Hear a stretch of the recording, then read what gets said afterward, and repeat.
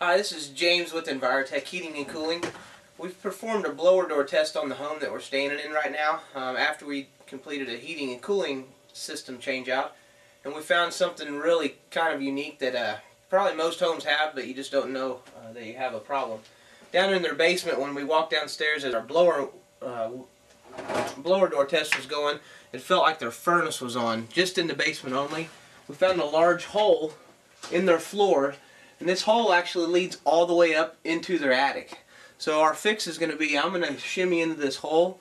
We're going to make some makeshift steps inside, or a ladder inside the hole, and crawl up the wall. We can't get to these people's attic because there's no access, so we're going to have to crawl through this opening. We need to seal the attic off so it's not actually blowing air from the attic all the way down to the basement, and then we're going to insulate the inside of this cavity and work our way back out. So I'm going to think small and start crawling in the hole.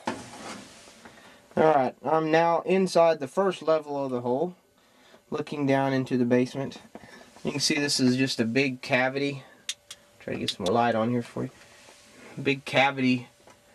I'm trying to make some steps right now. It leads up into their attic, so that's actually the attic access right there, or the upper attic. And if I get up in there, you can't really see it from this angle, but you can actually see the roof.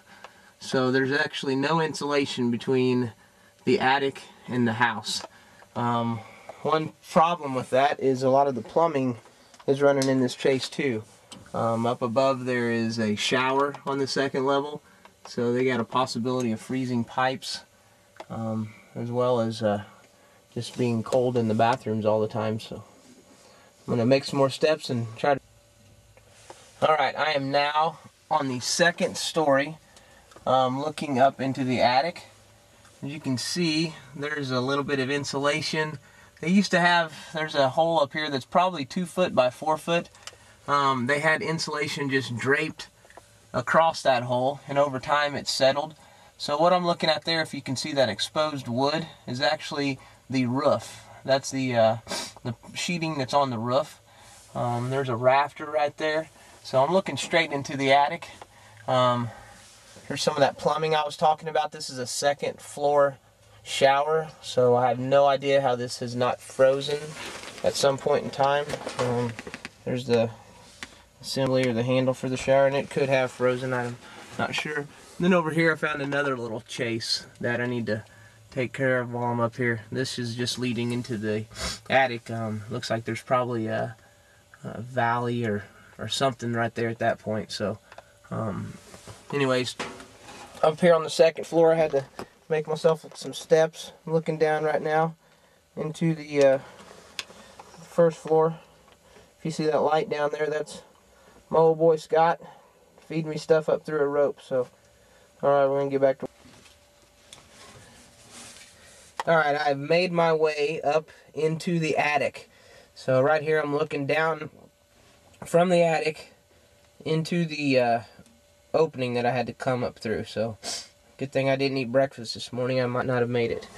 Up in her attic here, I found a can light that was totally uncovered.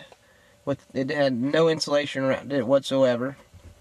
So need to get that addressed. That was leaking really bad too. But you can see that there's not a whole lot of insulation up here. Those are the floor joist, and you can see most of the joists themselves. The attic space is not very big, so might recommend some blown-in insulation here. But for the most part, we just need to get this big opening sealed up so they're not having air go down into their basement from their attic or through the rest of the house.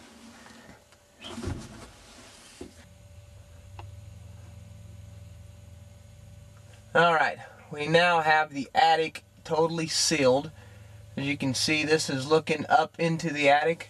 There's our vent pipe, or our flue pipe that goes up. What we've done is we've put some foam board up there, and then on top of that foam board there's insulation. And then around all of the edges we've used expanded foam sealant. So it should be sealed off. keeping all of the air in the attic that needs to be in the attic and none of it coming down to their plumbing and also to the basement. Now we're just going to work our way back out of this hole. I've got to go down 2 stories and then into the basement, and we'll actually do some more foam sealing and insulating on our way. Go ahead. Alright, boy am I glad to be out of that hole. We got the hole from the attic to the rest of the house sealed off, foamed, and then down below here we also foamed it and put some thermal paint underneath to kind of seal it off a little bit better. So one of her chief complaints for her home was her upstairs or her second floor bathroom was always cold in the winter. That's kind of odd because it's on the second floor and most of the times the second level is going to be warmer than the first level. So what she was experiencing was all the cold air that was in her attic was actually falling down into her bathroom through that little cavity that we were in a while ago. So we got that all taken care of. She should see a little bit better temperatures in her bathroom and not be so miserable when she gets up in the morning and takes showers. So glad we brought out that hole, and we got some cleanup and paperwork to do, and then we're out of here.